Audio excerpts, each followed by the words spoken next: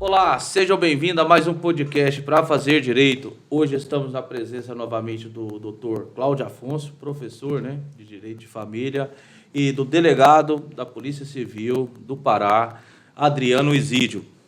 Hoje ele está representando a delegacia especializada em crime cibernético, é isso, doutor? Sim. Eu integrei, na verdade, a Diretoria Estadual de Combate a Crimes Cibernéticos por quase 3 anos e foi um período bem importante na minha vida, um período até de crescimento profissional. E a gente vai falar um pouquinho ainda, sobre crimes cibernéticos e falar também sobre direito, e falar um pouquinho também sobre Atualidade que vai chamar bastante. Pessoal, acompanhem que os temas vão ser bem relevantes. E tem uns temas bem legais, bem polêmicos também, que está ocorrendo no momento. Então, tenho certeza que muita gente vai estar retirando as dúvidas que tem sobre os ocorridos na última semana. Doutor Cláudio Afonso, vamos lá. Qual seria a sua primeira pergunta? O homem das perguntas hoje. Bom, primeiro dizer aqui, boa tarde, Paulo, boa tarde, Adriano. É uma satisfação estar novamente aqui no Pra Fazer Direito.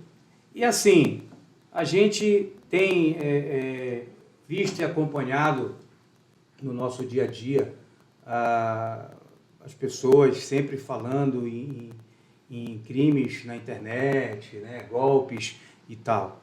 E, na verdade, assim, o que é importante para o doutor Adriano esclarecer para todo mundo, é a questão dessa... Qual é, na verdade, doutor Adriano, a periculosidade que a gente tem hoje na rede internacional de computadores? Vamos lá. Primeira coisa que a gente sempre fala quando a gente vai falar sobre crime cibernético e qual o impacto que isso pode ter na vida da sociedade é primeiro que a população entenda o que de fato é um crime cibernético, Não só para efeitos de análise da própria população, mas também para que a sociedade acadêmica entenda um pouco mais, até para que consiga, dentro de uma delegacia, conseguir ali argumentar acerca da investigação de algum cliente, ou se tiver ali alguma situação referente a algum cliente na condição de vítima. Bem, todos os crimes que a gente tem no nosso ordenamento hoje, eles são possíveis de ser praticados, pelo menos a priori, em uma primeira análise, no ambiente cibernético, E é possível perceber que, conforme a sociedade vai evoluindo, os mecanismos de criminalidade também evoluem.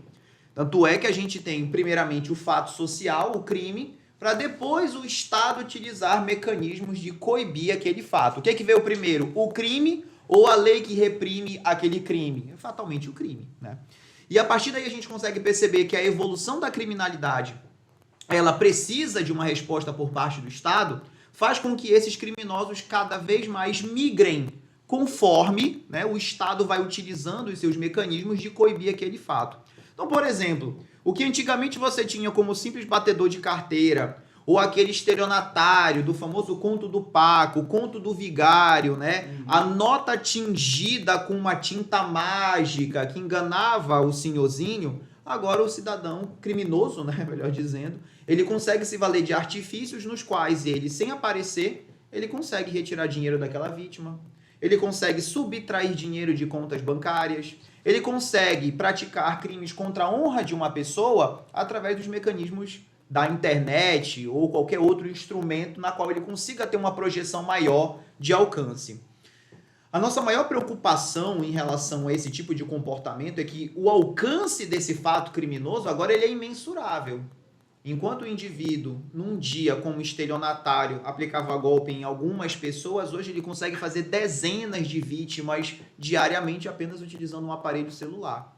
Então o Estado ele vem se aparelhando fatalmente para isso, mas nós ainda precisamos muito de mão de obra especializada e de pessoas do sistema de segurança pública que entendam que, nesse momento agora, a gente precisa ter cada vez mais instrumentos não só legais, mas também investigativos de coibir isso. Mas, Adriano, tu não acha que essa medida agora que tornou os crimes de estelionato condicionado à representação um desserviço, vamos dizer assim, porque, querendo ou não, isso vai induzir o aumento. Haja vista que ninguém vai se deslocar ou vai tomar seu tempo para fazer um boletim de ocorrência, mesmo que seja digital, para tentar apurar um desvio de valor da sua conta, vamos dizer, de R$5, R$6. Sim. Porque o trabalho não justificaria. Mas para a pessoa que está fazendo isso, em grande escala, significaria milhões, né? Então, ou seja, você está induzindo essas pessoas ao cometimento desses crimes. Com certeza.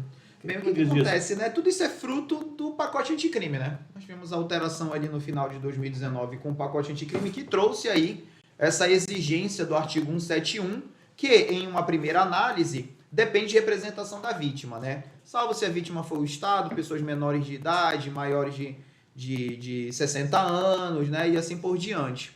Então, realmente, agora, a autoridade policial para a instauração de um inquérito policial referente ao crime de estelionato, que não se enquadre nas hipóteses incondicionadas, vai depender de representação da vítima.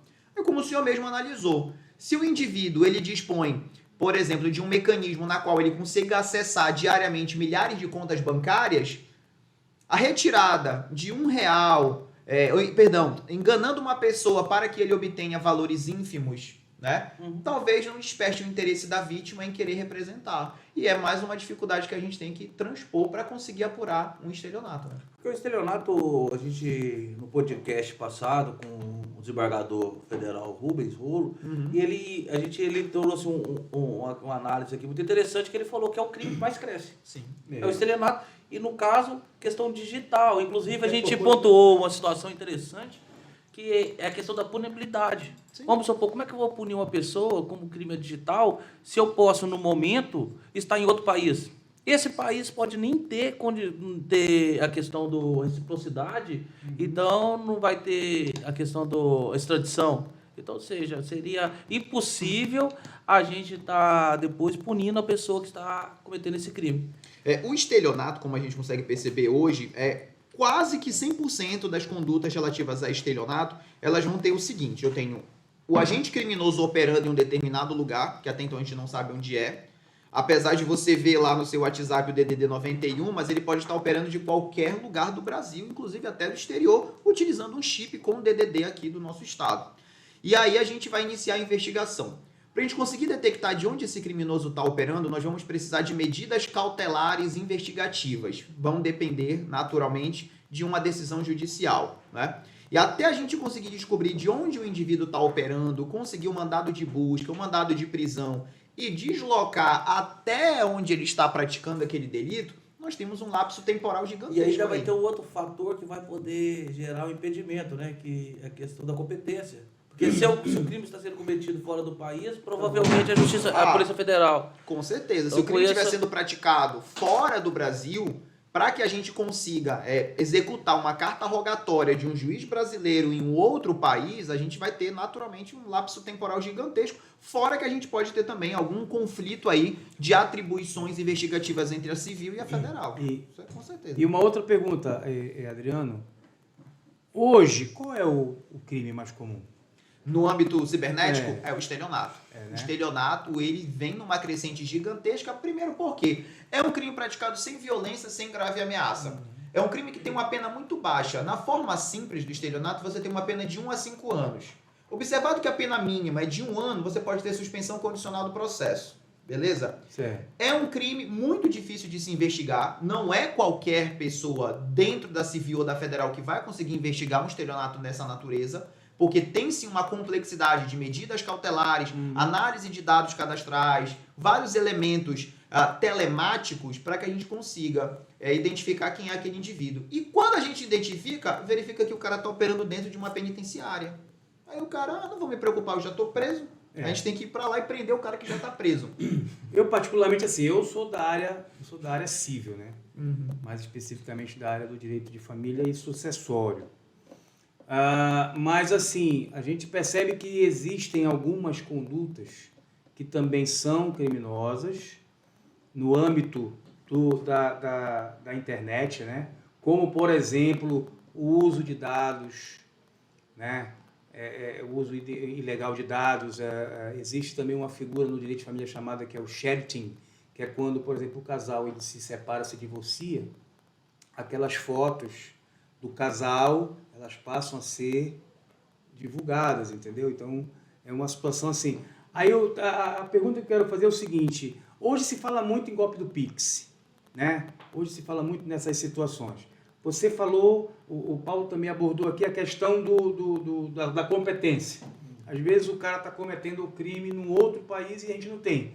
A gente vê isso muito, existem alguns sites de compra e venda, que o cara faz uma propaganda, que na nossa legislação é propaganda enganosa, mas lá para o cara não é. Entendeu? Ele faz um anúncio te dando um preço que é um preço extremamente atrativo. Quando você bate lá, o preço não é daquele produto que tu tá vendo, é de uma outra coisa. Não, mas, Cláudio, eu vou até além. Às vezes tem muito site que você está fazendo compra, e o site não é nacional, é o site internacional. Então você está fazendo uma compra de um bem, esse bem pode nem ser entregue, ou seja, você foi vítima de um golpe, mas como você vai recorrer a isso? Entendeu?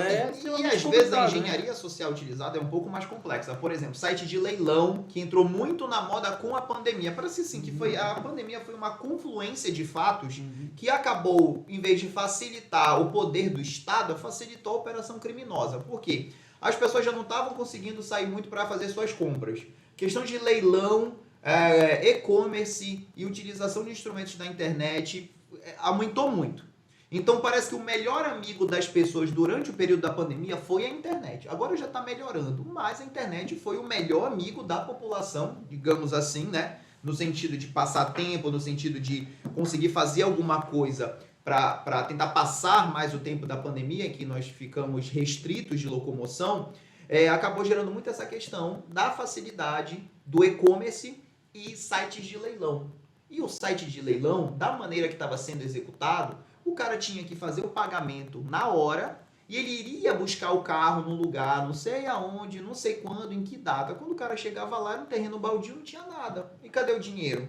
Aí o criminoso, ele operava do estado tal, o site era registrado num domínio estrangeiro, o dinheiro era repassado para uma pessoa num outro estado, numa agência bancária digital, ou seja, um banco digital. Então, o processo de investigação de um caso se tornava um inquérito extremamente complexo.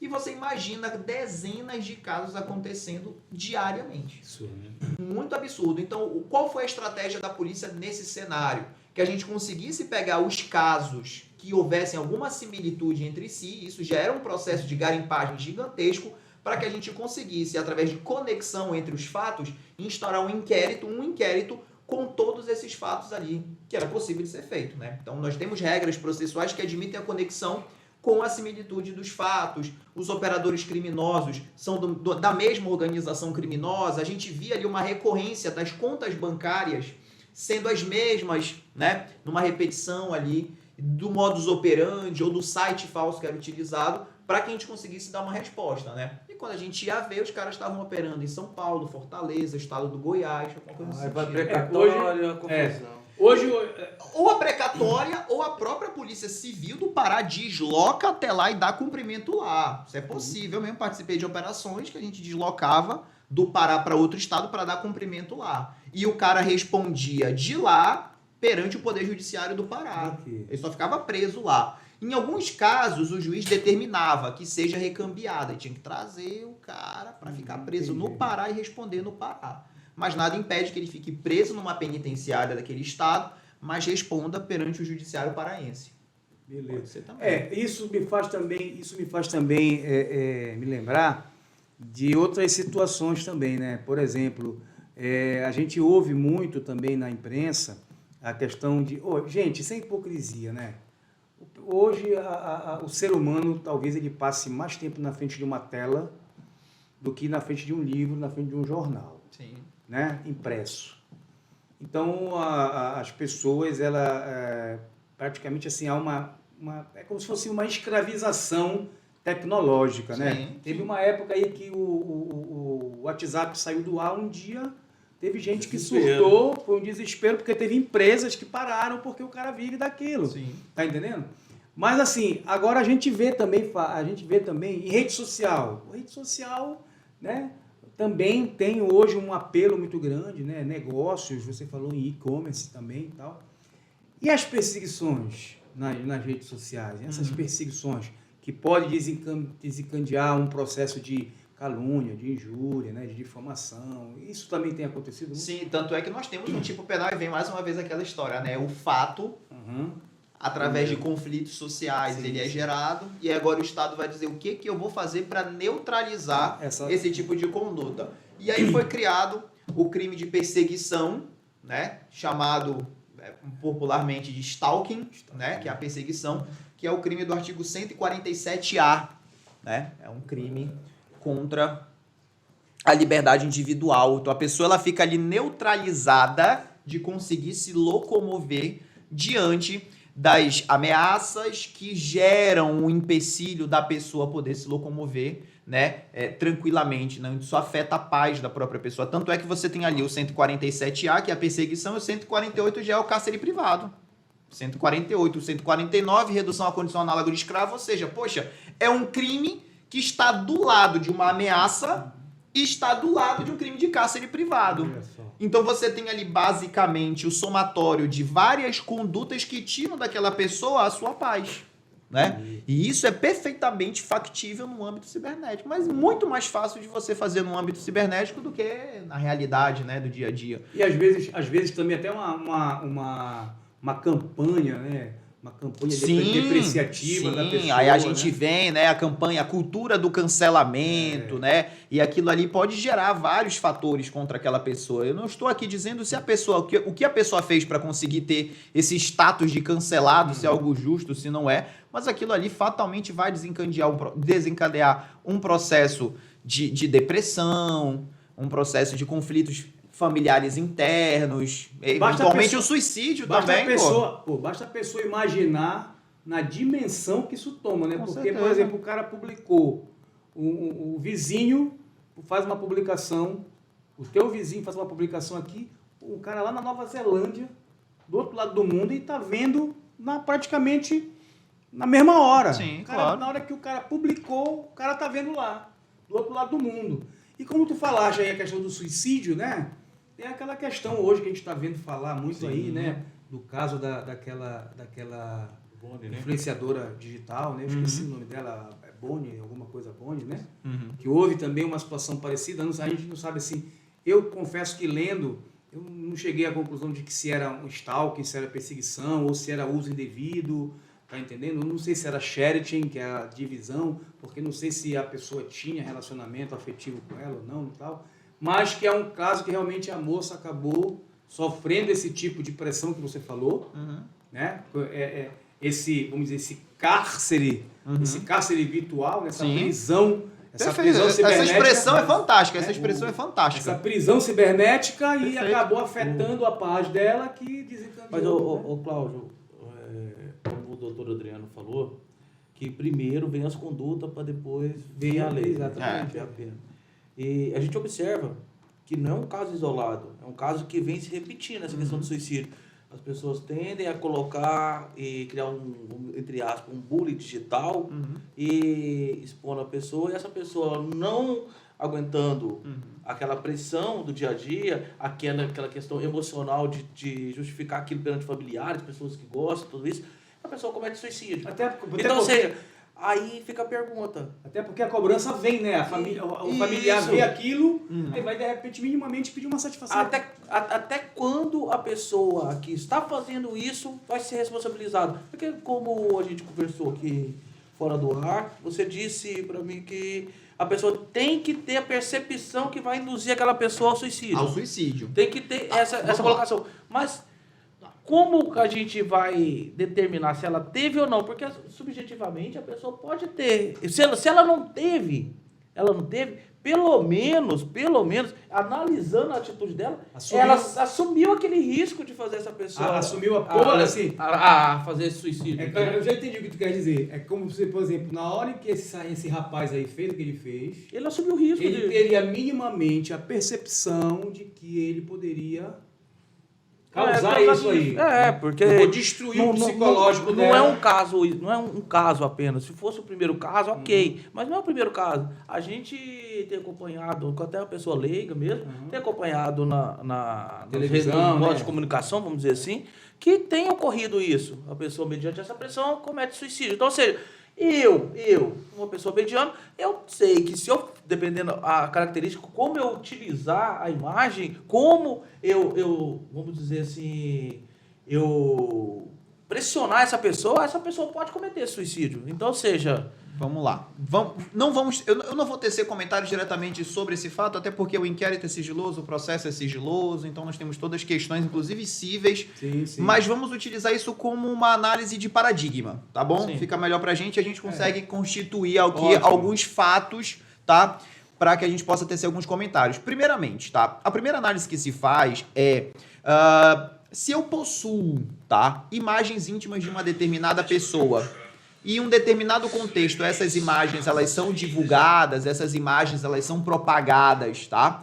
Naturalmente, nós temos um crime ali de exposição de imagem íntima daquela pessoa. É um crime que nós já temos uma capitulação no Código Penal, mas eu vou além. Vamos imaginar que ele utilize essas imagens para extorquir essa vítima. Tá? E, naturalmente, ele vai exigir vantagem. Por quê? Porque a vítima pode ter uma condição financeira interessante, porque ele pode fazer disso, tá? um estilo de vida e, assim, ele conseguir ter o patamar de vida que ele alega ter, né? Porque a gente não sabe de onde é que esse cara tira dinheiro, como é que esse cara tem esse carro, como é que ele banca essas viagens, ele trabalha com o quê? Ah, não, ele vem de família rica, tudo bem, mas se não for o caso... Então, nós já tivemos várias situações, inclusive investigações em casos concretos, nos quais o indivíduo fazia da extorsão um meio de vida. Ele ia lá, era boa pinta, ou ele utilizava imagens da internet, se passando por determinadas pessoas, conseguia imagens íntimas das vítimas e depois ele começava a extorquir essas vítimas. Primeiramente, ele começava só pedindo dinheiro. Estou precisando pagar isso, estou precisando pagar aquilo. É o seguro do meu carro, me ajuda e tal. Aí a pessoa ia pagando, e a pessoa dizia, olha, agora eu não tenho mais dinheiro. Não, tudo bem. Mas agora não vai ser no amor, vai ser na dor. Sim. Eu tenho as tuas imagens. E aí o cara mostra a verdadeira face dele, né? E isso gera-se, sim, principalmente se a pessoa ela tem um alcance público acima da média, seja pelas redes sociais, seja porque ela integra alguma espécie de grupo social, né? Porque ela é empresária, porque ela é uma atriz, ou porque ela tem um público, né? E ela tem uma imagem a zelar, naturalmente é uma vítima que tem uma maior facilidade por parte do criminoso em arrancar dinheiro dessa pessoa. Só que chega uma hora que a pessoa não tem mais para onde ir. E o único caminho que ela acredita que seja viável para ela é tirar a sua própria vida. Aí a gente entra na questão do suicídio. Como é que eu posso analisar se esse indivíduo tem responsabilidade no suicídio da pessoa, né? Primeiramente, a gente precisa verificar que o crime de participação em suicídio é preciso que esse agente que vai induzir, instigar ou auxiliar a pessoa a se matar, ele tenha intenção de que a pessoa realmente se mate. Aí o senhor pode suspeitar, o senhor pode alegar uma tese e dizer assim, olha, de acordo com as circunstâncias do caso concreto, é mais do que nítido que ele tinha consciência de que aquela moça iria tirar a sua vida. A uma, porque ela já estava no estado depressivo, ele massacrava o psicológico dela diariamente. Sim. A duas, não é nenhuma novidade. São casos que ocorrem o tempo todo no Brasil, de moças que na mesma condição tiram a sua própria vida. Terceira situação. A gente não tem ainda acessos, mas eu suspeito que deva ter conversas entre eles, nas quais ela pode ter compartilhado com ele e dizer, olha, eu tô para tirar minha vida. Aí ele é mesmo, é? Duvido. Muito bem, duvido, vai lá, tira a tua vida, não tô nem aí. Então isso são elementos que demonstram que ele, ciente da possibilidade, continuou massacrando o psicológico dela a ponto de ela poder tirar a sua vida. Mas isso só quem vai dizer é a investigação. Agiu com indiferença, né? Aí eu te pergunto, quem age com indiferença opera em dolo eventual. E aí, morreu a história. É porque eles citam também a questão a gente pegando a questão do suicídio. O suicídio existe 3 maneiras, né? Que eles colocam. Um altruísta, um egoísta e tem um terceiro que eu esqueci qual que seria. Mas são 3. Então, ou seja, quando a pessoa chega nesse patamar, você está colocando ela numa condição tão vergonhosa, que o suicídio é o menor dos problemas dela. Então, ou seja, você querendo ou não, você vai falar assim, eu não queria. Peraí, eu não queria? Mas como você não queria se você colocou ela na situação para ela fazer isso? Entendeu? A mesma coisa colocar a pessoa num prédio e falar com ela lá em cima. Não tem pra onde descer e falar assim, olha, tu tá aí, eu não quero que você pule, mas Ela não tem como, entendeu? Ou seja, você não coloca uma condição que ela possa modificar aquela situação. Você coloca ela lá e fala para ela, vai pular. Só lembrando aqui, como fugir disso. é o altruísta, é o egoísta e é o assistido. O assistido é exatamente esse tipo aí que a pessoa ela é sugestionada, né? Quando eu falo, é porque é o seguinte, é filosófico. Essa questão dos 3 tipos de suicídio, né? Sim. Porque Tanto que eu não tô conseguindo ainda... Pois é, só para... captar É doutrinário, na verdade é doutrinário. São conceitos doutrinários. São os 3 tipos de suicídio. A pessoa, ou ela vai suicidar porque ela é egoísta, altruísta, e um deles é a questão mesmo de vergonha, entendeu? Que acontece muito nos Estados no caso no Japão. Quando a pessoa quebra uma empresa, no Japão, o que ele faz? Ele suicida. Isso é uma novidade para alguma pessoa que vai suicidar? Então, vamos pegar aqui um exemplo que seria interessante. Olha, no Japão, a pessoa tem uma empresa que você sabe quando a pessoa quebra, se vai passar por uma situação vergonhosa, ela comete o quê? O suicídio. Então, você vai lá e quebra a empresa dela. Você está fazendo o quê com ela? Então, teoricamente, ela induzindo ao suicídio, né? Quando você pega uma pessoa que está com o emocional fragilizado e coloca, expõe ela, você está fazendo o quê com ela? Induzindo ela ao suicídio. Exatamente. Entendeu? Então, essa analogia seria essa. Se os doutores me permitem, eu ainda vou fazer o seguinte, eu não estou nem dizendo induzindo, mas ele está empurrando, né? Ele está encaminhando ela para lá. Se ela vai fazer... Porque quando a gente fala induzir, desculpa, é a minha interpretação. Quando eu falo induzir, eu fico, né? Acho melhor tu fazer isso. Não, vamos lá. Acho melhor tu fazer isso. Agora, no momento em que eu digo o seguinte... No momento em que eu estou vendo que ela está destroçada psicologicamente, sim, e eu continuo fazendo, tá? Na verdade, eu não entendo isso como indução. Tá? Não, mas vamos lá, porque assim, vamos só trazer isso um pouquinho para a letra da lei, tá? Bora lá. Basicamente, as figuras de participação você tem induzir, instigar e auxiliar. O que é induzir? É plantar a ideia, plantar o sentimento suicida na mente da pessoa. Se a pessoa vai se matar ou não, isso é outro problema. Mas induzir no sentido de plantar a ideia na mente da pessoa. Instigar ocorre nas hipóteses em que a pessoa já tem a mentalidade de se matar, já tem o desejo, já pensou em se matar, e eu massifico aquela ideia na mente da pessoa. Olha, tá aqui. Aí seria o auxílio. Aí é o auxílio. O que é o auxílio? Já é a participação material. Sim. Poxa, eu já quero me matar, eu já tenho a decisão, eu não preciso mais te induzir nem te instigar, você já está certo de que quer se matar. Isso. Agora você precisa de uma arma, você precisa do veneno, precisa da corda para se enforcar, e eu vou lá e forneço esse elemento para você. Na minha visão, se essa pessoa já tem a intenção de se matar, ela já se mostra predisposta a se matar, mas ela ainda não está com a certeza de que quer ceifar a sua vida, é preciso que o outro indivíduo massifique aquela ideia. Tu quer te matar? Eu duvido tu fazer isso. Tu quer te matar? Tá querendo te aparecer? Tu não tem coragem. Né? Ou eu posso dizer, é o melhor caminho. Não tem mais jeito para a tua vida, é o melhor caminho. E agora, claro, a gente tem que levar em consideração também que existem causas que podem aumentar essa pena, até porque uma pessoa dentro desse cenário, ela tá com essa predisposição em decorrência de uma depressão ou de algum outro contexto que possa retirar dela a capacidade dela de, não vou tirar minha vida. Mas ela tá numa situação tão ruim, num buraco tão ruim, depressivo, que é muito mais fácil você induzir uma pessoa depressiva a se matar do que uma pessoa que tá de bem com a vida, uma pessoa que não tem problema nenhum, tá ganhando bem no trabalho, tá evoluindo. Se você chegar, virar pra mim e falar, Adriano, te mata aí, você, tá louco, pra que eu vou me matar? Pô, minha vida é bacana demais. E doutor Adriano, agora quem tá atravessando... Se tivesse um motivo legal, né? Vamos supor um caso de uma guerra. A pessoa não quer se matar, mas ele vai se suicidar. Você entendeu? Não, é mais ou menos o exemplo. É muito relativo, né? Não, doutor Adriano, a pergunta que eu quero, aproveitando esse gancho que o senhor deu aí, é perguntar o seguinte, né? A pessoa, como é que eu posso destruir o psicológico de uma pessoa, por exemplo? Eu posso, nós falamos aqui das imagens, né? A pessoa tem imagem, da outra e tal. Mas assim, só para piorar a situação, como é que essa pessoa conseguiu essas imagens?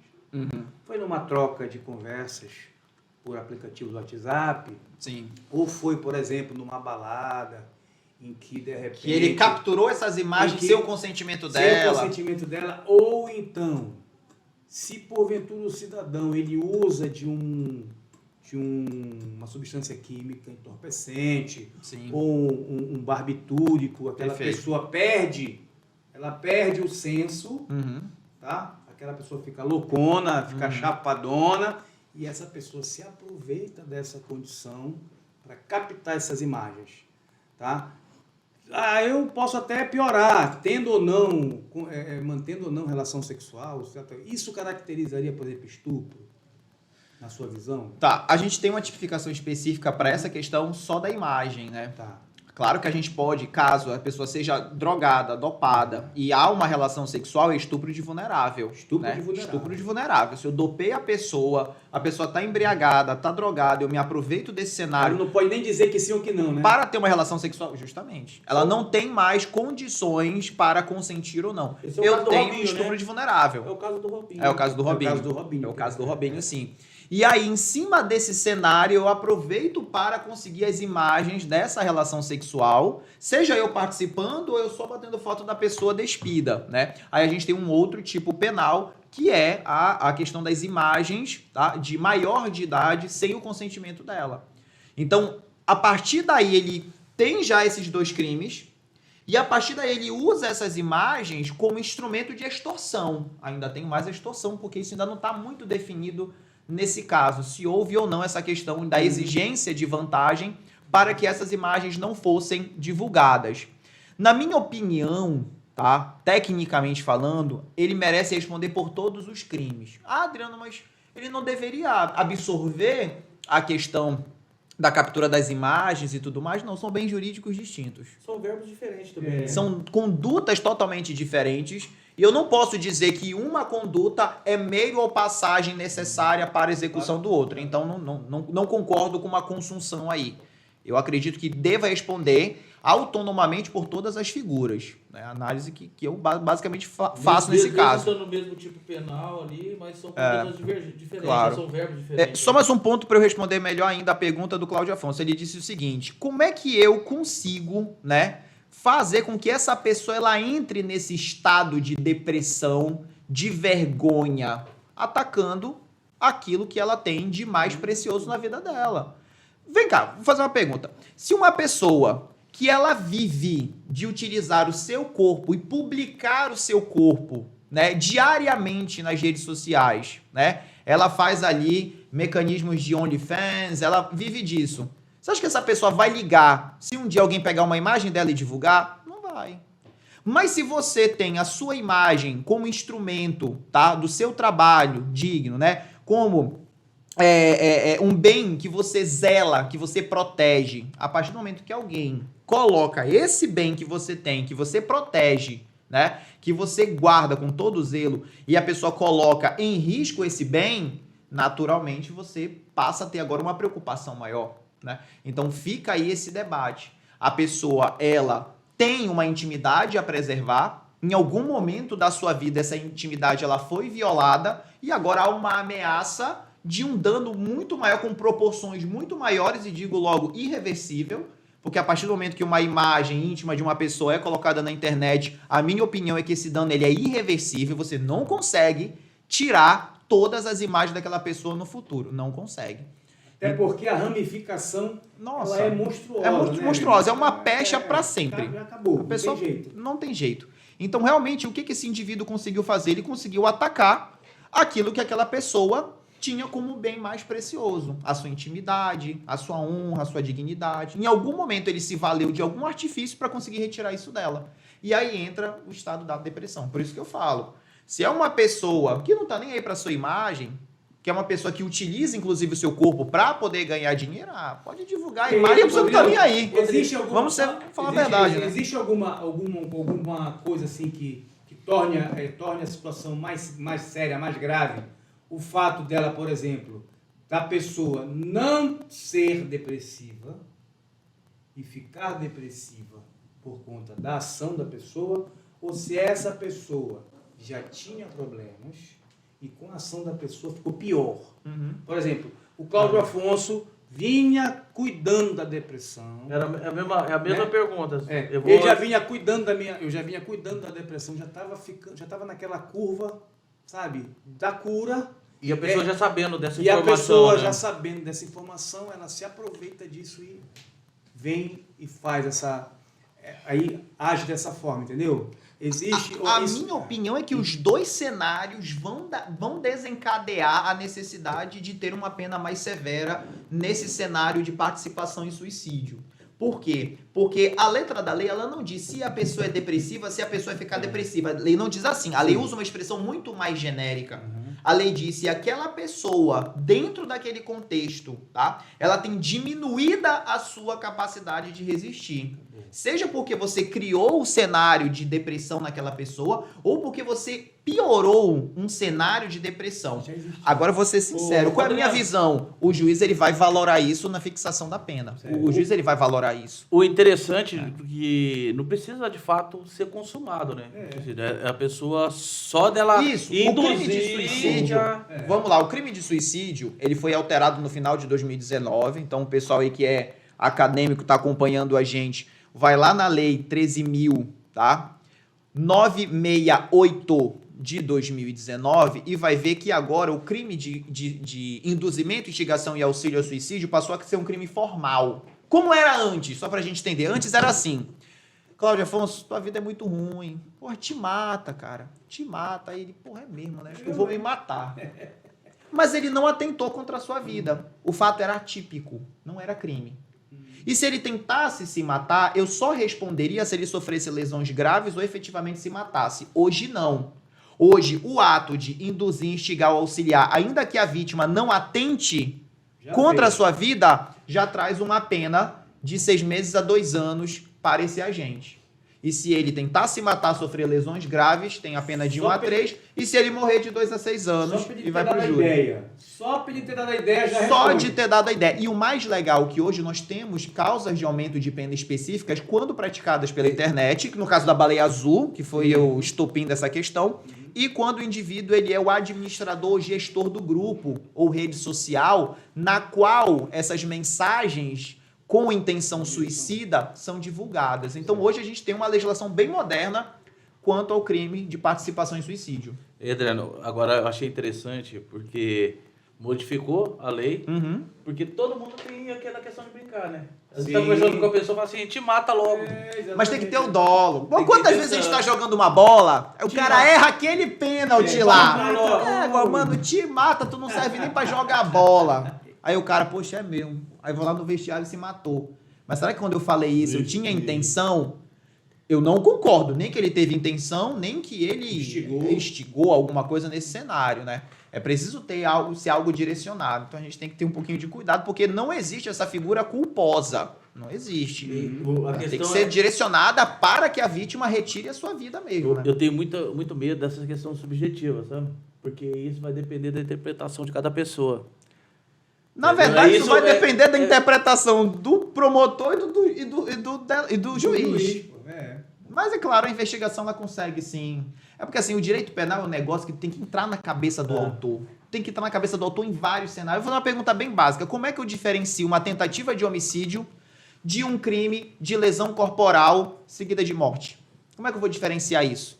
Ou de uma lesão corporal? Eu preciso ver o dolo. Por que a pessoa agiu daquela maneira, né? Então tem muito esse detalhe. Como é que eu diferencio alguém que causou um acidente de trânsito por imprudência ou que causou um acidente de trânsito em dolo eventual? Tem vários critérios que devem ser analisados. Eu vou te ser sincero, a primeira pessoa que tem que se debruçar para chegar em alguma conclusão mínima é o delegado. Então, o delegado, ele chegou à conclusão assim, assado, relatou, indiciou, deixou de indiciar, tá aqui, promotor, agora é com o senhor.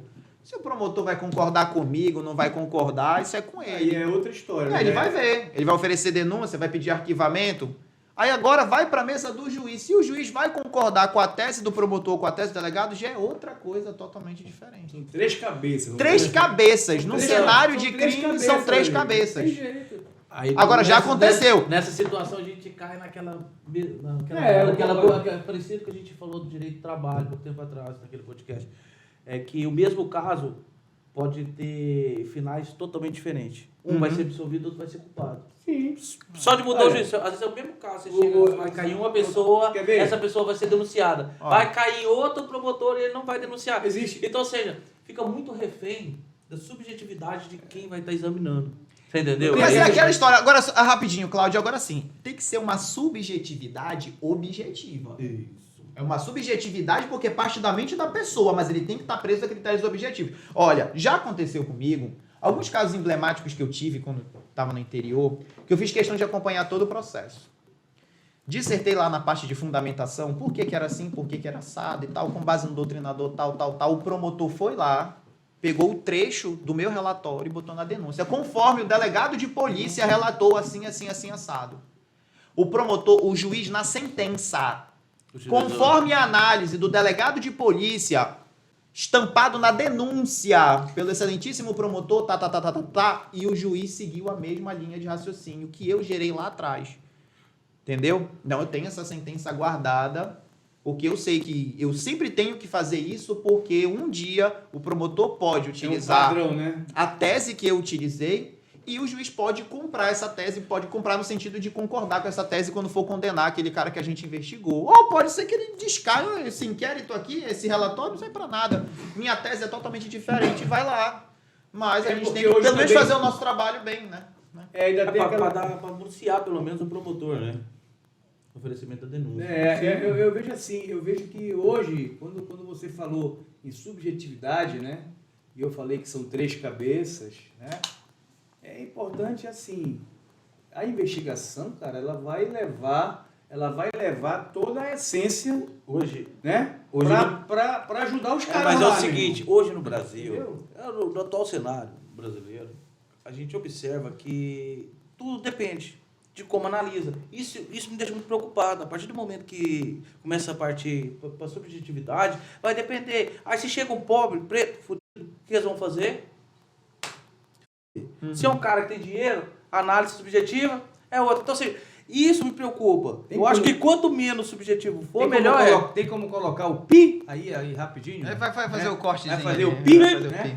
Ó, vou te contar uma coisa muito interessante. Eu tô vendo agora essa série da Flor de Lis, né? Então é um caso público e notório, já tá até condenado, a gente pode falar à vontade aqui. A gente tem um cenário de uma deputada, uma mulher que até então só faltaram beatificar a mulher. Figura pública, né? Pegou uma condenação de 50 numa figura pública, pegou uma condenação de 50 anos. E aí? A minha opinião é mérito da Polícia Civil do Estado do Rio de Janeiro, que investigou e foi nas profundezas de caso a caso para entender quem fez o que naquele cenário. Para mim, o mérito único e exclusivamente de que essa mulher foi condenada e me parece que foi uma condenação justa, muito embora seja uma pena de 50 anos, é da Polícia Civil, que conseguiu investigar mesmo tendo vários atravantes iniciais, porque ela ainda ostentava a qualidade de deputada. Imagina, a Polícia Civil investigando um deputado federal. Pra gente da Polícia Civil investigar um deputado que posteriormente perdeu seu mandato, é basicamente investigar um deus. Olha aí. Ainda tem aquela outra história também, o importante. Mas ela aí, foi do céu às profundezas do inferno. Nesse caso da Flor de Lis, ainda teve um negócio bem interessante, até para que a população também entenda, né? Da importância da investigação da polícia judiciária, né, que é a Polícia Civil, é individualizar a participação de cada pessoa. Cada um. Porque ela fez uma coisa, o filho fez Isso outra. dá trabalho. Pois é, esse dá trabalho, mas isso aí é importante até para o promotor. Com porque certeza. na hora de fazer a denúncia, Fazer denúncia o genérica. promotor tem que fazer. Ele não pode inepta a denúncia genérica. Aí o que o promotor Sim. vai fazer? Ele vai lá no relatório do delegado fazer. e o delegado foi, fulano fez isso. Tem que pedir nova diligência. E aí você tem que... Não, mas às vezes nova diligência se ele tiver dúvida, ou se não tiver claro. Porque o delegado não pode dizer, olha, fulano é mandante, o fulano é o executor. Não, mas como é que foi essa história de ser mandante? Como Então, ele mandou? com certeza. Pagou? Com certeza. É Pagou quanto? Pagou como? Ofereceu o quê? Teve negociação? Não teve? Quem prestou a arma? Como a arma foi conseguida? Tudo isso é detalhado. E em vários cenários, né? Com todo o respeito, mas você tem basicamente ali o Ministério Público pegando o inquérito e dizendo, peço condenação, e assina embaixo. Como também tem Porque o trabalho da polícia tem a sua importância. Ixi, indiscutivelmente. Como também tem aquela outra situação, né, Adriano?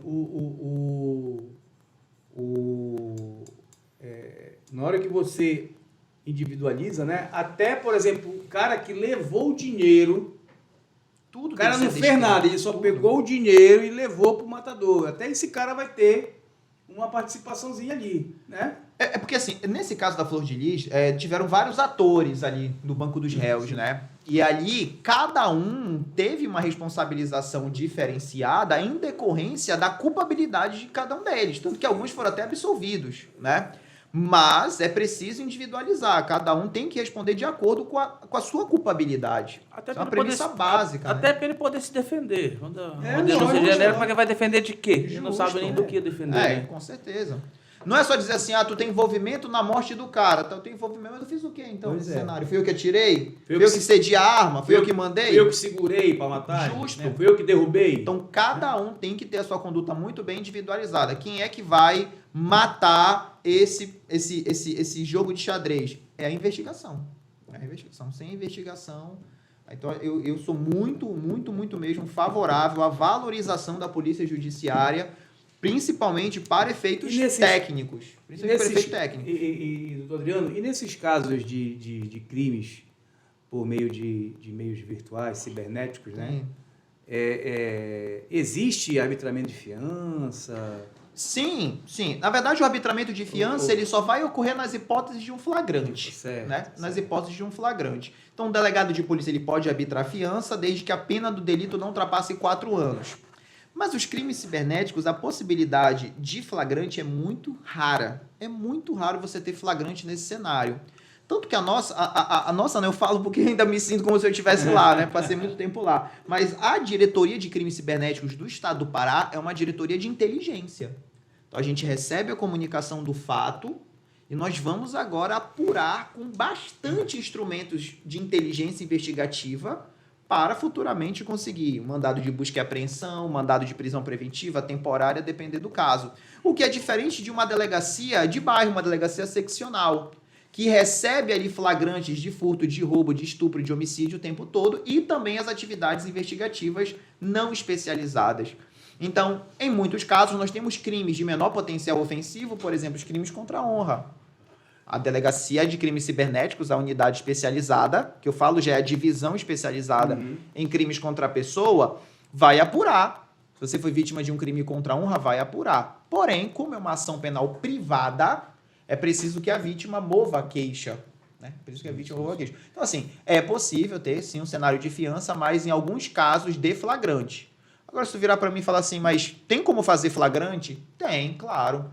Se por acaso a gente está ali monitorando um grupo criminoso e está conseguindo fazer saques em agências bancárias, a equipe desloca e faz o flagrante de um estelionato tranquilamente. Essa questão do falso negociador ali na venda de carro, né? O senhor quer vender o carro, o senhor quer comprar. Aí eu digo para você, não, eu sou o dono do carro, mas vai o meu amigo que vai te recepcionar, não sei o que, não sei o que. Aí, não, peraí, esse papo tá estranho, esse papo tá estranho, eu vou lá na polícia.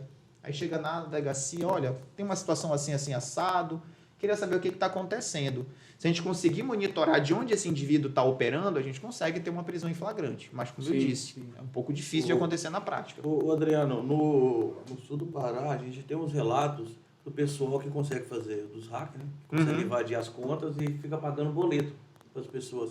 Tu já recebeu denúncias sobre isso? Já tem informações sobre esses casos? Assim, né? Até a época que eu ainda estava lá na diretoria, nós tivemos vários casos de indivíduos que prometem, né, o golpe de dizer o seguinte, olha, transfere R$1.000 para mim que eu te devolvo R$3.000, né? Golpe da multiplicação do dinheiro. Olha, o cenário caótico econômico que o Brasil tá, o cara ainda consegue dizer para mim que ele consegue triplicar o meu dinheiro em alguns instantes, em alguns minutos, né?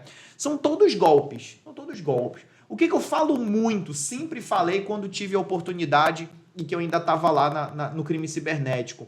A população ela tem que ter consciência de que ninguém dá nada de graça. Não, mas, Adriano, desculpa, eu acho que eu não me fiz entender. Não seria esse o cenário. O cenário é aquele do hacker mesmo, a pessoa que, vamos supor, você tem que pagar um boleto de 10 mil. Tá, aí diminui o valor do boleto. Ele fala contigo, não, me dá 4 mil que eu dou quitação desse boleto. Eles vão lá, hackeia a conta, não sei se utiliza dinheiro de alguém. Mas e dá como pago no sistema. Ele te dá o boleto pago. Teve sim, vários casos isso aí, de todo tipo de empresa. Consórcio, quitação de valores altos de energia elétrica, débito de cartão de crédito. Tivemos vários cenários disso aí. Nesse caso aí, o criminoso ele pega o dinheiro da vítima e ele vai entrar no sistema, daquela instituição financeira, daquele banco e tudo mais, e vai dar como quitado dentro do sistema. Só que os bancos, meu amigo, pensa nos caras que estão mais do que preparados para isso. A gente pensa que não, o banco não tem segurança para eles, tem sim. Ainda mais quando é o dinheiro do banco. Quando é o teu dinheiro que está na conta do banco, eu vejo que não tem muita preocupação. Mas quando é débito para com o banco, eles são bem afiados. Então o banco detecta sim, e aí fica o problema. Fica a vítima que transferiu metade do valor para o criminoso, do boleto, e agora que ficou com, e agora o pagamento não foi baixado no banco e você perdeu metade do valor daquele boleto. E agora não tem o dinheiro para pagar o boleto. E agora não tem mais o dinheiro para pagar o boleto. Você já queria pagar metade do valor do boleto, então o que eu falo para as pessoas? E aí chega no ponto que eu já estava me encaminhando aqui. Ninguém faz nada de graça em lugar nenhum. Não existe esse negócio de, me dá 5 mil que eu quito um boleto de 10 para ti. Me transfere 1.000 que eu te devolvo 3 mil. Às vezes, não vou dizer essa ganância, mas às vezes essa falta de cuidado da população é o que mais é utilizado pelos criminosos para conseguir praticar. Famosa, eles se aproveitam da lei de Gerson, né? De sempre estar te proporcionando você tirar uma vantagem, né? Adriano, e aí acaba que você... Com certeza. Essa questão de... O pessoal tem invadido bastante também contas. O pessoal hoje ficou muito popular, as pessoas abrirem conta digital. Mas o número também que a gente percebe de pessoas que têm suas contas invadidas, os seus recursos apropriados ali.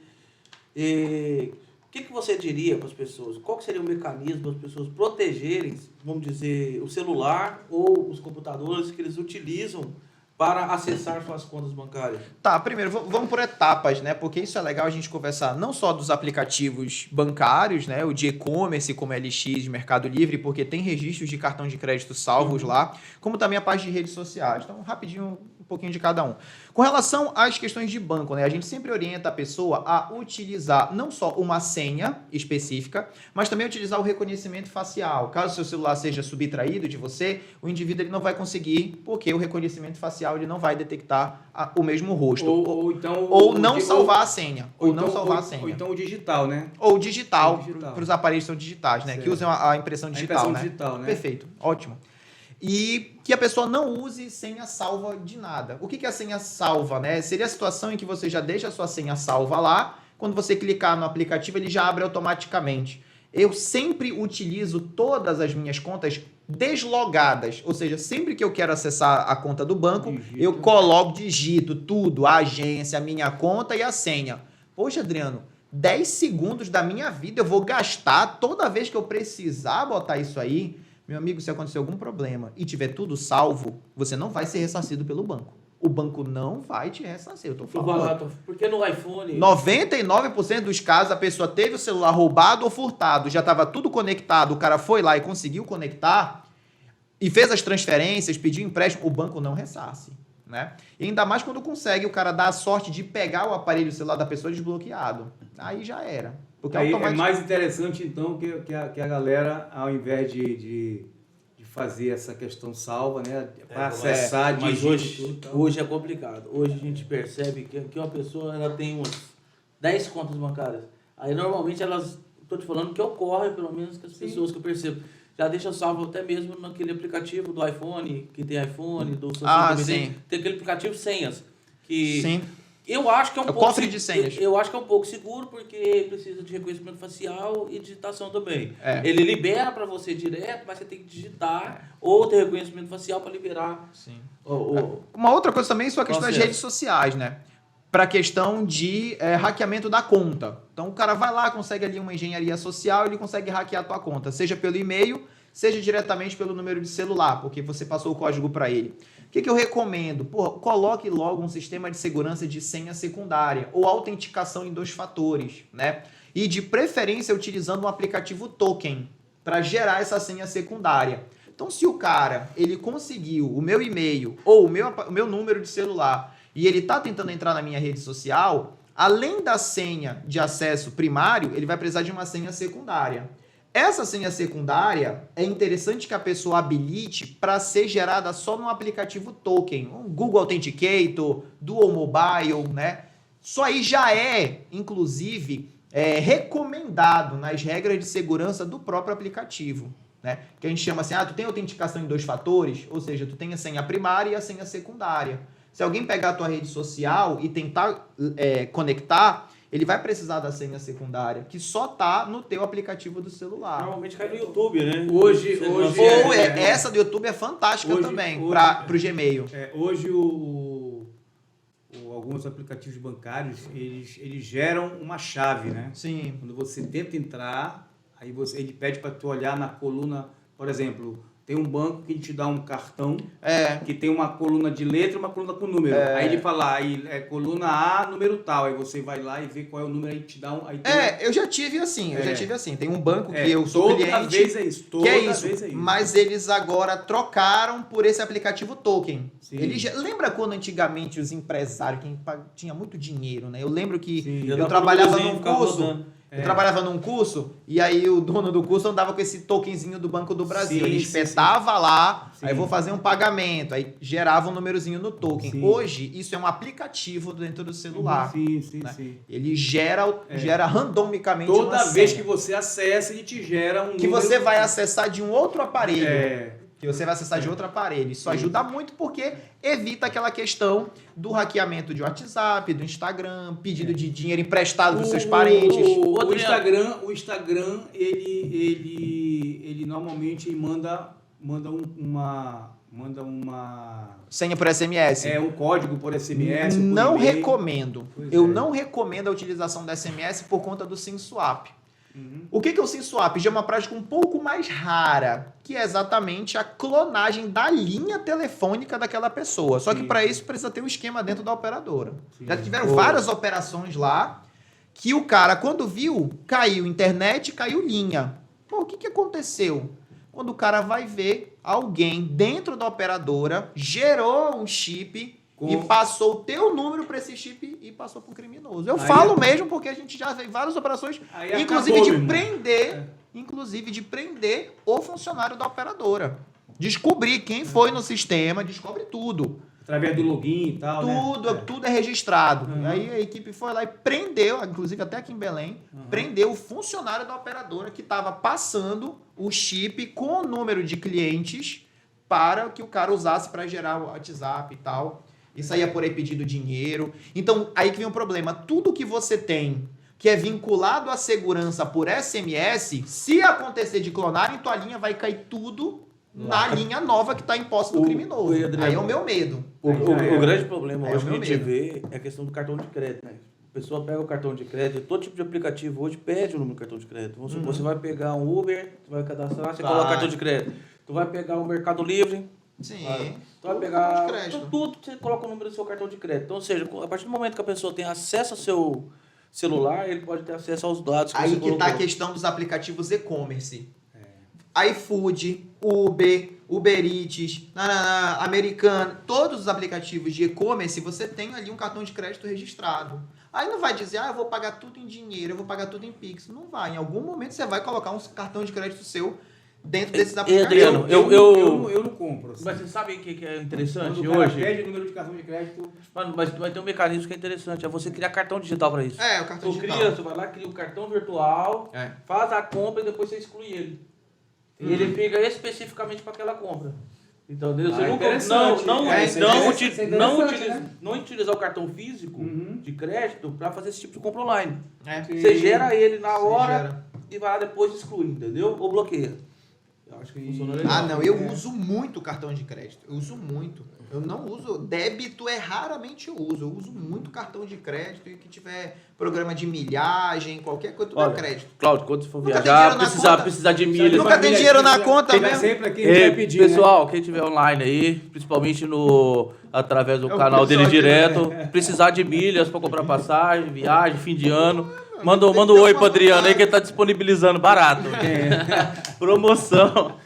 Tem que ter alguma vantagem, a internet tem que ter alguma vantagem. Senão... Com certeza, não pode ser só o que não presta, né? Sim, doutor, vamos lá, próxima pergunta, doutor Cláudio. Rapaz, o doutor Adriano já explicou tão bem a coisa pra gente, né? A gente estava mais num bate-papo, né? Não, mas o Pra Fazer Direito tem esse diferencial da gente conversar o direito de uma forma fácil. Pra galera, tudo rápido, pra galera realmente entender o direito, né? Como é que deve se portar e tal. Olha, por exemplo, a gente vê muito também, Adriano, a questão de repente o cara não consegue mais entrar na rede social dele, tá? Aí o pessoal diz, hackeei e tal, foi hackeada a minha conta e não sei o que, mas eu particularmente já aconteceu isso comigo, não consegui recuperar de volta a minha conta, tive que abrir uma outra, tá? Apesar de de mandar e-mail para a rede social, que foi o Facebook, não me responderam, registrei uma ocorrência por conta de imagens que tinha lá, até imagem de casamento, imagem de família, tal. Mas a conta ela não tem movimentação. Por incrível que pareça, a conta não tem movimentação, não tem publicação, ela está ativa, mas está parada, sem uso. Mas está sem uso, entendeu como é que é? Sei. Daqui a pouco vai acontecer aquilo que eles chamam de, quando fica muito tempo... Vai ser jubilada a conta. Não, eles dizem que tem é tipo um cemitério, é mais ou menos tipo um cemitério, entre aspas, que eles colocam aquela conta lá porque ela não tá tendo movimentação, não está tendo acesso a nada. Mas e aí? Como é que o pessoal deve proceder? Perdeu? Não consigo entrar no meu Instagram, não consigo entrar no meu Facebook. Não é fácil hoje, né? O que acontece? No primeiro momento, logo que a gente começou a trabalhar no crime cibernético, o processo de recuperação de contas, principalmente pela Meta, que é o Instagram, o WhatsApp e o Facebook, era feito através de ofício da polícia. A polícia tinha que parar para fazer um ofício, encaminhar para uma plataforma que só o policial conseguia ter acesso, para que fosse encaminhado um e-mail com um link para a pessoa, para que ela pudesse fazer o processo de recuperação. Hoje não, já há um certo tempo, mas eu falo que agora, nesse momento, você tem que fazer isso através do processo de recuperação dentro do aplicativo. Aí ele vai te dar as opções, olha, suspeito que minha conta foi hackeada, não tenho acesso à minha conta. Aí ele pergunta, você tem fotos suas na rede social? E você coloca, tenho. Aí tem um processo de escaneamento do rosto. Aí um analista lá da rede social vai verificar que a pessoa que está pedindo recuperação é a pessoa que é dona daquela rede social, né, daquele perfil. E aí o processo de recuperação ele pode ser feito. Então, sim, a Meta, principalmente, já tem um processo de recuperação que é bem intuitivo pelo próprio aplicativo. Mas antigamente realmente dava muito trabalho de recuperar a conta das pessoas. E o criminoso aproveitava isso, que demorava para recuperar, né? Mas é complicado, eu fico imaginando, todo mundo que perdeu a conta vai sair na delegacia ou abrir um boletim de ocorrência online, é me livre, né? Pois é. Ó, ainda tá aí a rede social do Cláudio Afonso. E não consigo entrar. Entendeu? E não tem movimento, porque a última... Mas mudaram o e-mail dessa conta aí? Não sei. Não sabe. Eu acho que foi o filho dele que tomou a conta dele. A última publicação... a última publicação... Quando ele fizer 18 anos, ele publica. A última publicação foi 23 de março e de lá pra cá não tem movimentação nenhuma. Bora dar uma olhada nisso aí, pra ver o que aconteceu. Pra gente deletar ela. Entendeu? E o problema todo é que tem foto do meu casamento. Sabe o que eu fiz? Eu tive que entrar nas fotos, nas minhas fotos, e salvar fotos externamente, sabe? Copiar externamente, sabe? Fui. Pra recuperar aquelas imagens, porque não tem como. Mas é o que eu falo.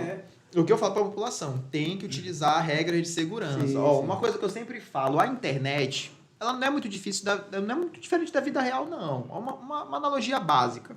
Pô, Cláudio Afonso, se tu sabe uma determinada rua, de um determinado bairro, em tal horário, ela tem uma incidência muito grande de furtos, roubos, pessoas usando drogas, o senhor não vai passar andando naquela rua com seu celular, com a sua carteira, seus objetos valiosos e tudo mais, porque você sabe que a probabilidade de dar uma merda ali é muito grande. É muito grande. Lógico. Aí você tá navegando na internet, o cara pega num e-mail que você não sabe a procedência do e-mail, manda um link dizendo ganhe dinheiro de casa fazendo não sei o que, clique aqui.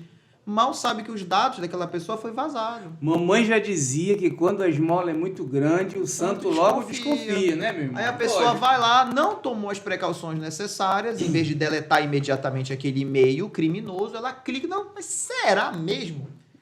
Pode ser que sim, mas vai que é um meio de ganhar dinheiro. Principalmente os idosos, né? Hoje eles usam, eles têm... É aí que entra a questão da gente estar sempre conversando com os nossos familiares, falando com nossos amigos para evitar isso aí.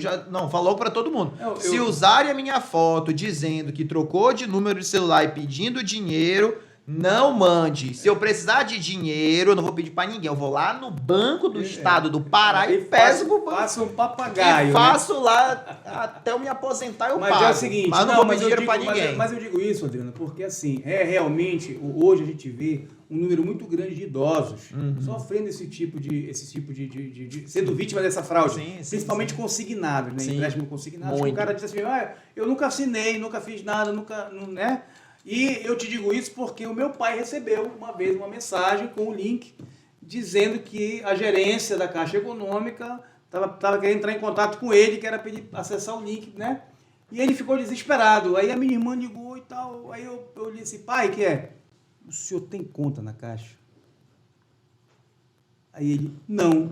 Eu fico tão desesperado que não lembrou Você disso. entendeu? Mas é porque o idoso, amigo, a grande maioria dos idosos, eles têm a cultura de fazer o certo. Então, ele viu um chamado para resolver um problema e ele já queria resolver o problema. Sim, porque isso é verdade eles mesmo. Eles têm essa dinâmica. E os caras sabem disso, e os caras se aproveitam disso, gente. Então, essa situação realmente ela é muito recorrente, desses ataques aos idosos? Sim. Tem bastante casos lá envolvendo idoso, seja para as hipóteses em que a pessoa, o criminoso, né, alega que a pessoa tem um resquício de um valor X a receber. E aí o cara tem um valor que estava no banco tal e agora o dinheiro está liberado e a pessoa tem que ir lá. Aí chama a pessoa lá, é um local físico, já tive casos que é um local físico lá, o idoso chegou lá e disse, olha, a gente não vai pedir dinheiro para o senhor não. A nossa empresa, ela trabalha assim, o senhor vai receber o dinheiro, quando o senhor receber o dinheiro no contrato, o senhor vai dar o nosso percentual pelo resgate do valor. Aí o cara, não, beleza, não vou pagar nada, né? Vamos ver o que vier lucro. Olha, o senhor tem um saldo aqui de R$5.000. Então, o nosso trabalho é 20% em cima desses R$5.000. O senhor, beleza. Só preciso fazer um cadastro aqui com o senhor. Vamos fazer o cadastro? Vamos. Seu documento. Aí, cópia do documento. Preenche todos os documentos, tudo da vida da pessoa. E agora, para finalizar, a gente vai só bater uma foto sua para ficar no nosso sistema. Na verdade, o que o cara tá interessado não é nem no dinheiro da pessoa ali, porque a pessoa, o idoso não tem dinheiro para dar um aposentado do INSS. O que ele está de olho é nos dados da pessoa. E a imagem que vai ser utilizada para ele poder fazer os financiamentos. O reconhecimento facial, prova de vida, essas coisas. E quem é que vai pagar essa conta aí depois? O idoso. E já tive vários casos, e eram estabelecimentos físicos que operavam 2, 3 meses num determinado local, mudava, operava 2, 3 meses, depois se mandava para outro estado e assim os caras iam enganando as pessoas. Então o interesse do cara não é tirar dinheiro do senhor naquele momento. O interesse dele é conseguir os dados para ele conseguir fazer um empréstimo consignado em vários bancos e a conta ficar para ti. Entendeu? Então é isso que eu falo, tem que despertar a malícia nas pessoas, né? Então é sempre interessante estar conversando, vovô, papai, né? Mamãe, para poder tocar nesse assunto. O nosso diretor está querendo fazer alguma pergunta. Estou vendo ele está levantando a mão igual de criança, sabe? Na verdade, tem um golpe, né, que eu já vi na internet em relação a essa malícia que você está falando, que é a pessoa tem problema com uma loja online, por exemplo, Mercado Livre, e vai lá, manda mensagem no perfil do Instagram, Facebook, reclama nos comentários, posta naquele site lá de reclamação, né? Reclame Aqui, né? No Reclame Aqui. E aí recebe uma mensagem de um perfil escrito assim, Central de Ajuda.Mercado Livre. Sim. No Instagram. E aí começa a pessoa perguntar, sou da equipe do Mercado Livre, posso te ajudar? É interessante essa questão do Reclame Aqui, porque as pessoas disponibilizam as informações deles lá. Sim. Verdade. Aí o que acontece? O criminoso, né, ele chega e pede o número da pessoa.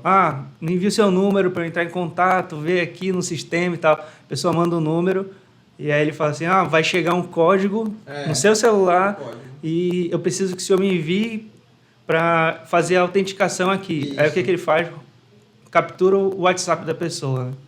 Então isso tem muito a ver com essa malícia que o senhor está falando, né? Essa questão do código é exatamente o código de verificação do WhatsApp, né? Para que ele pegue o WhatsApp da pessoa e a partir daí ele passe a pedir empréstimos para familiares. E esse golpe ele é terrível porque, na verdade, o que vai acontecer? Ele vai conseguir ter acesso ao teu WhatsApp do jeito que tá, até a última atualização.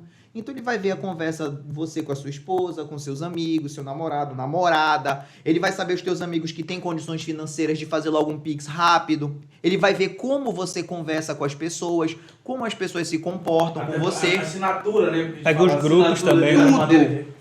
E exatamente esse tipo de golpe, ele pode ser impedido pela autenticação em 2 fatores. Por quê? Porque esse código que ele está pedindo é o código de transferência de WhatsApp, que é para passar o WhatsApp do aparelho A para o aparelho B.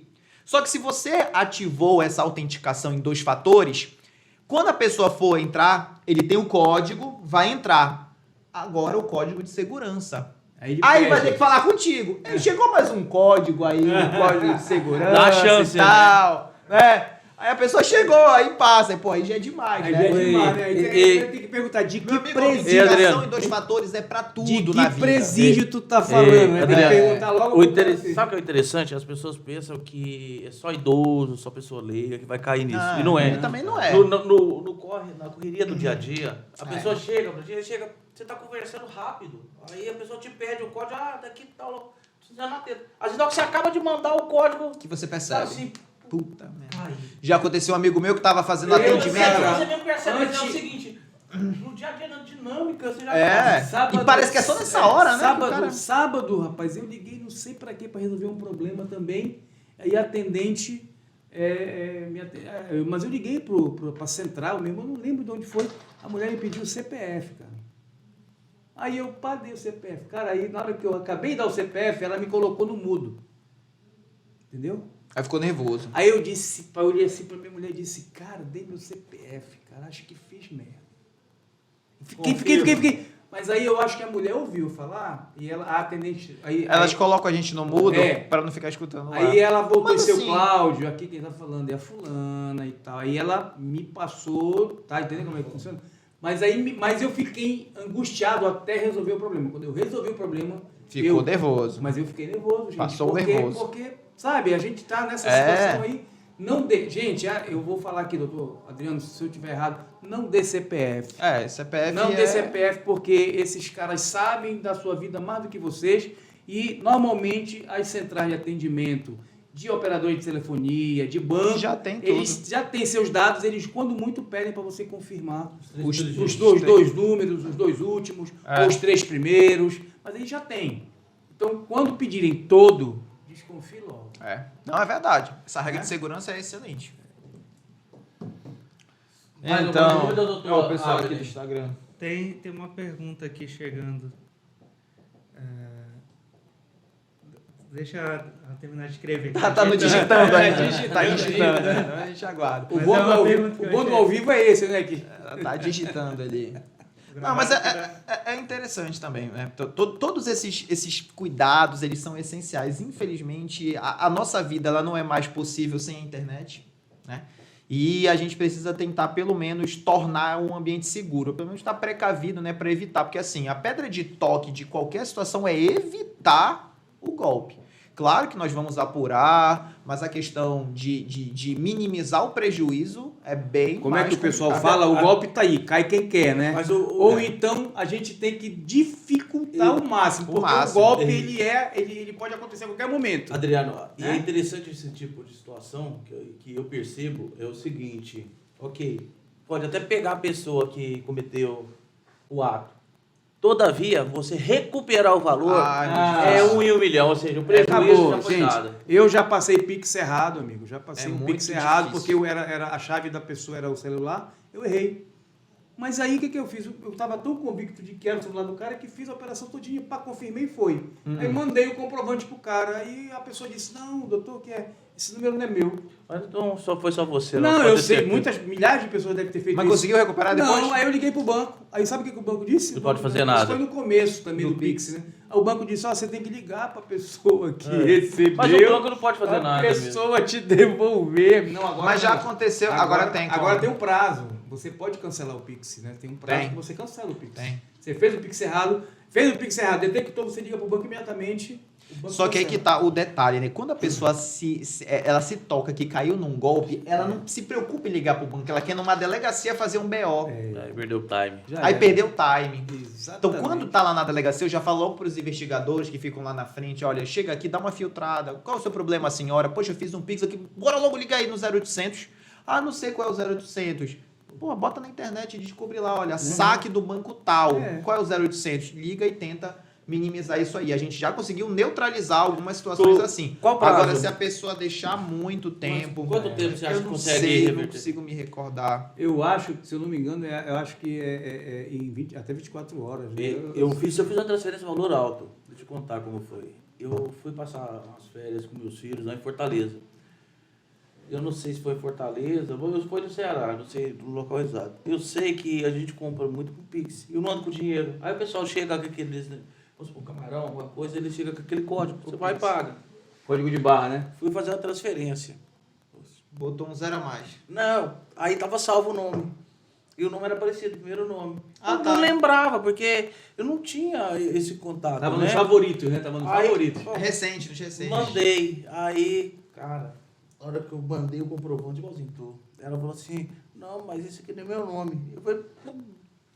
Aí eu fiquei doido, né? Cara, entrei na internet, comecei... Não, liguei no banco. Aí o banco falou, não tem como fazer nada, porque tá em outra instituição, você tem que ligar no banco que recebeu. Aí eu falei, cara, quando eu ligo no outro banco, eu falo assim, não posso fazer nada. Você não é cliente nosso? Não, né? até porque é uma narrativa tua, eu não te conheço, eu não sei se é você, eu não sei quem é ela, entendeu? Não sei se você fez um negócio com ela, eu não posso intrometer nessa situação. Aí eu falei, ih, rapaz, nossa, que... Eu sei que eu tive que rastrear, eu sei que eu joguei o nome da pessoa, comecei a fazer busca, encontrei o nome, descobri que era no Ceará. Aí eu tinha um amigo no Ceará que eu pedi para me ajudar, ele conseguiu achar.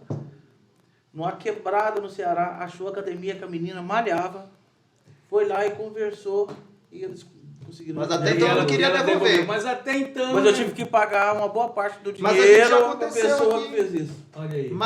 Mas a gente já aconteceu situações aqui da gente localizar a pessoa aqui mesmo, na capital, e ir lá intimar a pessoa, senão você responde por um crime chamado apropriação de coisa havida por erro. Existe um crimezinho para isso. Se você ficar com dinheiro que lhe foi transferido por erro de alguém, existe um crime para isso. Então a gente já diz logo, o que vale mais? Você responder um processo e eu pedir o bloqueio da tua conta logo, ou você amigavelmente devolver o dinheiro que não é seu. Ah, não, tá bom, a gente vai devolver. Você se Mas recorda do- a pessoa só devolve depois de muita pressão. Tu recorda do caso da Globo? Ah, foi, já vi. Foi 500 mil, só me Não, engano. foi aí. muito dinheiro, É, foi muito foi muito dinheiro. dinheiro. A Eu Globo sei que fez foi- um Pix Foi muito dinheiro. com não sei quanto e o cara... Mas o cara devolveu, né? Devolveu nada, devolveu. ele comprou o apartamento. Foi Aí mesmo? no meio do Eu processo sabia. ele quis devolver o apartamento. E parece que a Globo nem estava aceitando o apartamento. Ele comprou o apartamento. e a Não, então tristeza- foi milhões. E Acho que foi milhões e isso a aí. tristeza da situação é que ele é advogado ainda.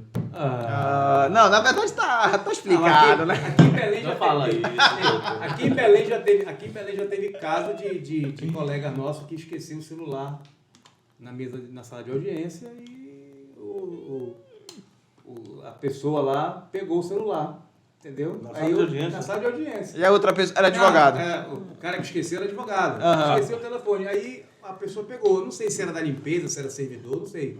Só que rastreou. Ah, celular é fácil de Mas rastrear. aí rastreou o celular, amigão. Aí o que aconteceu? Cara, deu problemão porque o cara foi, né, comunicou. É porque eu vou te ser sincero, a pena desse crimezinho aí é tão pequena, porque não é um estelionato, é apropriação de coisa vida por eu. A pena é tão pequena porque por alguns milhões eu acho que ele até arriscou.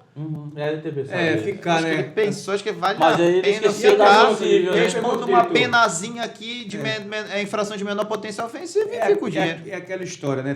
Pelo menos transformar a vida do cara no inferno. Vai responder um processo, vai gastar com um advogado. Mas aí tem ação Entendeu? civil, né? De reparação.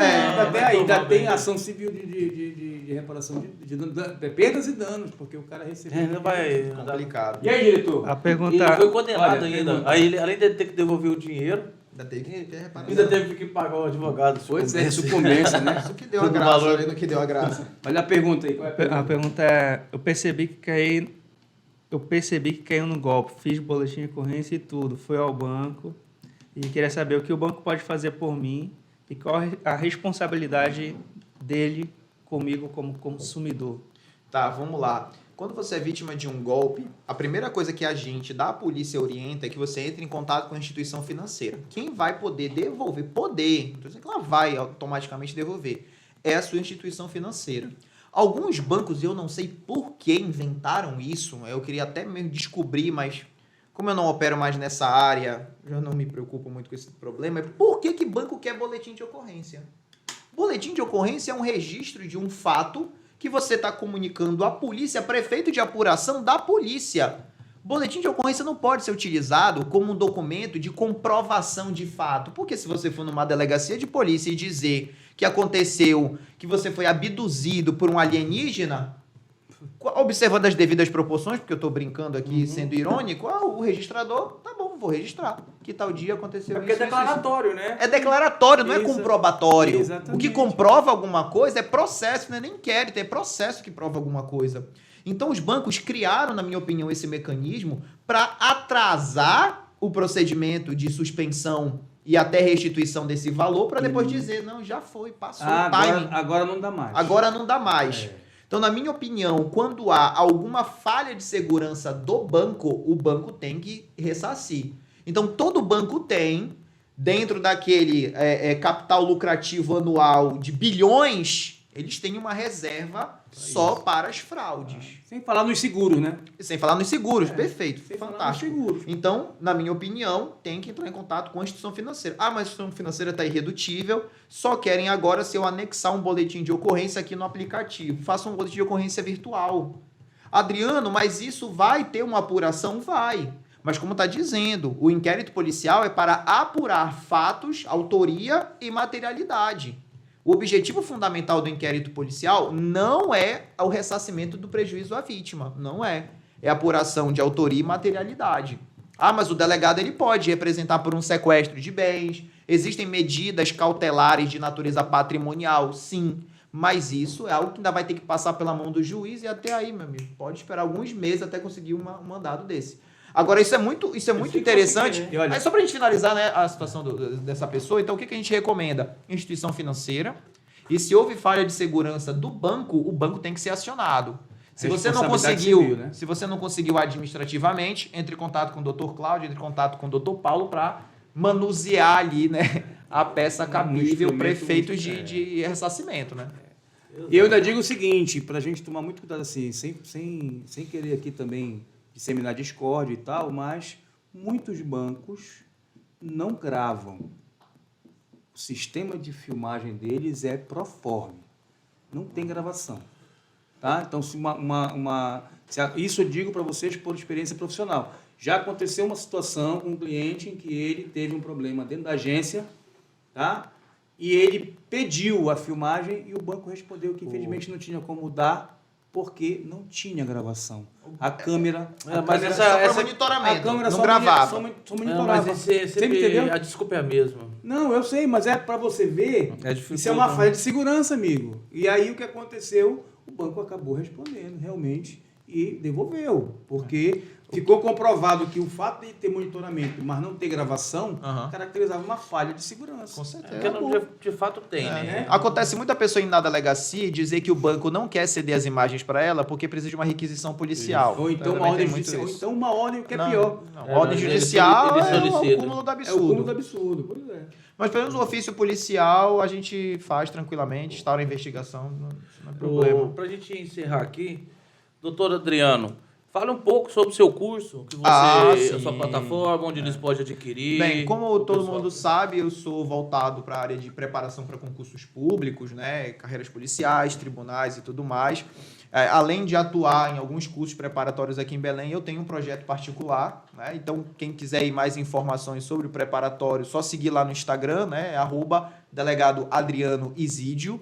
Então, segue Vou lá. deixar disponível e lá tem lá todos no... os dados. Perfeito. E lá tem todos os dados para preparação aí para as pessoas, para os colegas, né? Que querem seguir aí as carreiras no mundo dos concursos, né?